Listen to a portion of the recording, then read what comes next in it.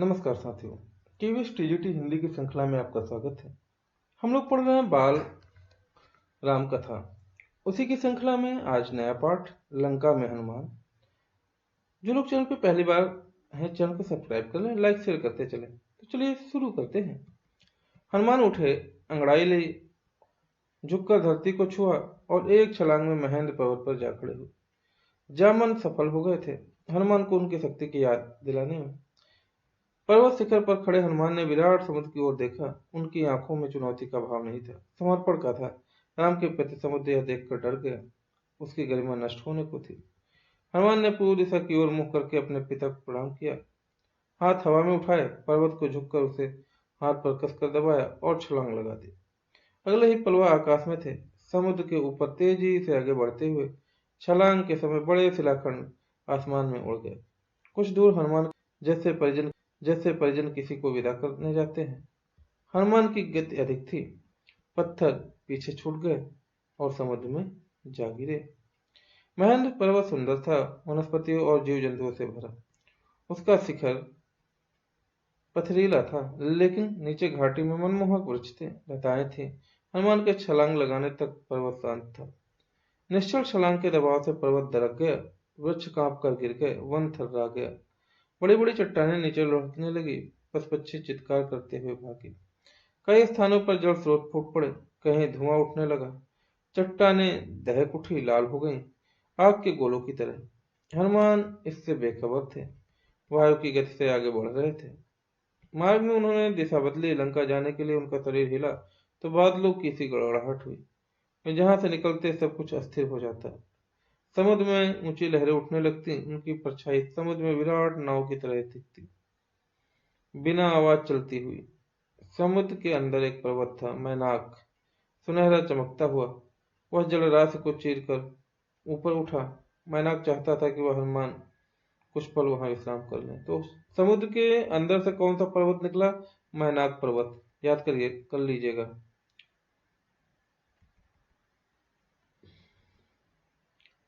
हनुमान थक गए होंगे। हनुमान नहीं रुके, उन्हें मैनाक की सदिच्छा बाधा लगी।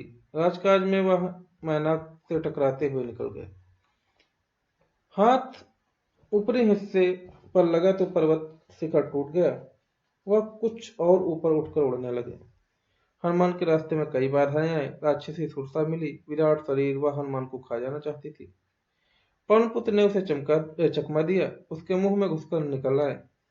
आगे एक और राक्षसी टकराई, उसका नाम सिंहिका था। छाया राक्षसी उससे जल में हनुमान की परछाई पकड़ ली। अचानक हनुमान आसमान में ठहर गए।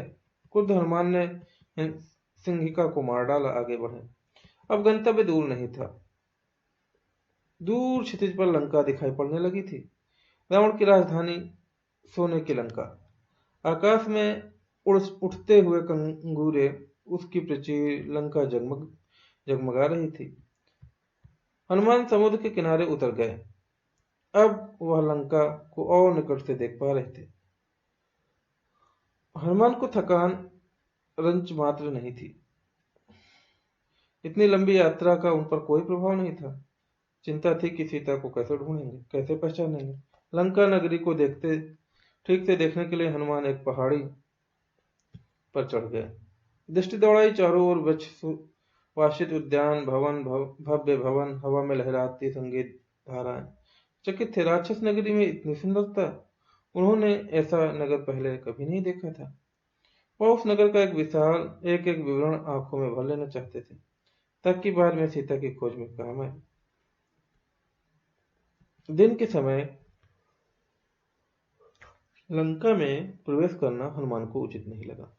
उन्होंने प्रतीक्षा की, समुद्र तट पर ही। शाम ढलने पर नगरी में प्रवेश किया। उनके सामने पहला प्रश्न सीता का पता लगाना था। उस विराट नगर में यह काम आसान नहीं था। वृक्षों डालियों से कूदते फांदते वह नगर के मध्य पहुंच गए। राजमहल वहीं था। उनका अनुमान था कि सीता महल में ही होंगी। रावण ने उन्हें छुपाकर रखा होगा किसी कोने में। महल में पहरेदार थे, अस्त्र शस्त्र लिए हुए। सबकी आंख बचाकर वह चुपचाप अंदर आ गई। राजमहल विराट था, वैभवपूर्ण था। वे बचते बचाते महल में घूमने लगे, भटकते रहे। रात का समय था, अधिकतर राक्षस सो रहे थे। उन्होंने निकट जाकर एक एक चेहरा देखा। सीता जैसी कोई स्त्री उन्हें नहीं दिखाई पड़ी। वे रावण के कक्ष में गए। वहां रावण था। उसकी रानी मंदोदरी थी, सीता नहीं थी। न जाने सीता को कहाँ छिपा रखा है। सोचते सोचते हनुमान अंतपुर से बाहर आए। एक एक करके उन्होंने राक्षसों के सारे घर छान मारे, पशुपालाएं भी देख ली। सीता का कहीं पता न था। सीता के लंका में होने की सूचना पर उन्हें संदेह नहीं था, पर वह दुखी हो गए। सोचने लगे, रावण ने अवश्य सीता को कहीं छिपा दिया है, किसी गुप्त स्थान पर। मैं उन्हें ढूंढ निकालूंगा, उनसे मिले बिना नहीं लौटूंगा। उन्होंने तय किया। अंतपुर के बाहर हनुमान ने रावण का रथ देखा। स्वर्ण रथ, रत्नों से सजा हुआ। वे चकित रह गए। तभी उनका ध्यान अंतपुर से लगी वाटिका की ओर गया। वहां अशोक के ऊंचे ऊंचे वृक्ष थे, आकाश छूने को आतुर। यही अशोक वाटिका थी। दीवार लांघकर वे वहां पहुंचे। लंका में यही एक स्थान बचा था जो उन्होंने नहीं देखा था। उन्हें लगा सीता वाटिका में नहीं हो सकती। रावण उन्हें इतनी खुली जगह क्यों रखेगा। हनुमान में निराशा घर करती जा रही थी। एक वृक्ष पर चढ़कर बैठ गए। दिन चढ़ाया था, ऐसे में नीचे उतरना उन्हें उचित नहीं लगा। पेड़ घना था, वे उसके पत्तों में छिप गए। उन्हें वहां से सब कुछ दिखता था, लेकिन उन्हें कोई नहीं देख सकता था। रात हुआ, अचानक वाटिका के एक कोने से उन्हें अट्ठास सुनाई पड़ा। वह राक्षसियां थी। हनुमान इधर उधर देखने लगे। एक वृक्ष के नीचे राक्षसियों का झुंड था। वे किसी बात पर ठहाके लगा रही थी। हनुमान को लगा कि वे सीता पर हंस रही हैं। वह पेड़ से चिपककर नीचे की डाली पर आए। ध्यान से देखा, राक्षसियों के बीच एक स्त्री बैठी, चेहरा मुरझाया हुआ, उदास, दयनीय, दुर्बल, शोकग्रस्त। यही माता सीता है, उन्होंने मन में सोचा। उन्हें अब कोई संदेह नहीं था। राक्षसियां वहीं थी, हट नहीं रही थी। हनुमान उतावले थे, पर नीचे उतरने में डर था, स्वयं उनके लिए, सीता के लिए भी। तभी उन्होंने रावण को आते देखा, राजसी ठाट बाट के साथ, दासियों सहित। हनुमान सीता से भेंट किए बिना लौटना नहीं चाहते थे। ऐसे लौटे तो राम को क्या बताऊंगा, उन्होंने सोचा। नीचे उतरने का अवसर ही नहीं मिल रहा था। वह डाल से चिपक गए, सांस रोककर रावण के लौटने की प्रतीक्षा। रावण ने सीता को बहलाया, फुसलाया, लालच दिया। सीता नहीं डिगी। वह डर से कांप रही थी, पर उन्होंने रावण की एक न सुनी, तिरस्कार किया। रावण ने कहा, तुम्हें डरने की आवश्यकता नहीं है सुमुखी। मैं तुम्हें स्पर्श नहीं करूंगा जब तक तुम स्वयं ऐसा नहीं चाहोगी। मैं तुम्हें अपनी रानी बनाना चाहता हूँ। मेरी बात मान लो और सुख भोग करो, अन्यथा मैं तुम्हें तलवार से काट डालूंगा। सोच लो, तुम्हारे पास अब केवल 2 ही महीने बचे हैं। ऐसा कभी नहीं होगा दुष्ट। राम के सामने तुम्हारा अस्तित्व ही क्या है। मुझे राम के पास पहुंचा दो, वे तुम्हें क्षमा कर देंगे। तुमने ऐसा नहीं किया तो सर्वनाश निश्चित है। तुमने अपराध किया है, तुम्हें कोई बचा नहीं सकता। मूर्ख राक्षस, तुम्हारा अंत निकट है। रावण क्रोध से पैर पटकता हुआ चला गया। रात गाढ़ी होती जा रही थी। रावण के जाने पर राक्षसियों ने सीता को घेर लिया, उन्हें डराने धमकाने लगी। बोली, तुम मूर्ख हो, रावण का प्रस्ताव अस्वीकार कर रही हो। यह रावण की नगरी है, तुम्हारा राम यहाँ कभी नहीं पहुंच सकता। तुम्हें कोई नहीं बचा सकता। राक्षसियों में एक त्रिजटा थी, सबसे भिन्न। उसने कहा, मैंने एक सपना देखा है। पूरी लंका समुद्र में डूब गई है, सब नष्ट हो गया है। यह सपना अच्छा नहीं है। कहीं यह सीता के दुख से जुड़ा तो नहीं है। सीता की हिचकियां बंध गई। वह विलाप करने लगी। देर रात राक्षसियां एक एक करके चली गई। सीता वाटिका में अकेली थी। यही अच्छा अवसर था, पर हनुमान पेड़ से नहीं उतरे। कहीं सीता मुझे भी राक्षस न समझ लें, मायावी चाल मान लें। उन्होंने सोचा। पेड़ पर बैठे बैठे उन्हें राम कथा प्रारंभ की। राम का गुणगान, रावण की लंका में राम चर्चा सुनकर सीता चौंकी। उन्होंने ऊपर देखा, जिधर से आवाज आ रही थी। पूछा, कौन हो तुम। हनुमान नीचे उतर आए। उन्होंने सीता को प्रणाम किया। राम की अंगूठी उन्हें दी। कहा, हे माता, मैं श्री राम का दास हूँ, किष्किंधा के वानर राज सुग्रीव का अनुचर। उन्होंने मुझे यहाँ भेजा है आपका समाचार लेने। हनुमान को लेकर सीता के मन में अब भी शंका थी। उन्होंने पर्वत पर फेंके गए आभूषणों की याद दिलाकर संदेह दूर कर दिया। सीता ने राम का कुशल क्षेम पूछा, कई प्रश्न किए। हनुमान उन्हें कंधे पर बैठाकर राम के पास ले जाना चाहते थे। सीता ने प्रस्ताव अस्वीकार कर दिया। उन्होंने कहा, यह उचित नहीं होगा पुत्र। पकड़े गए तो मेरा संदेश भी राम तक नहीं पहुंचेगा। हनुमान ने सीता से विदा ली। वह पूरी सूचना तत्काल राम तक पहुंचाना चाहते थे। चलते समय सीता ने अपना एक आभूषण उन्हें दे दिया। उनकी आंखें नम थी। हनुमान ने कहा, निराश न हो माते, श्री राम 2 माह में यहाँ अवश्य पहुंच जाएंगे। हनुमान राम के पास लौटने को उद्यत थे। उत्तर दिशा की ओर जाना था, पर कुछ सोचकर रुक गए। उन्होंने रावण का उपवन तहस नहस कर दिया। अशोक वाटिका उजाड़ दी, वृक्ष उखाड़ दिए और विरोध करने वाले सभी राक्षसों को मार डाला। रावण के कई महाबली मारे गए।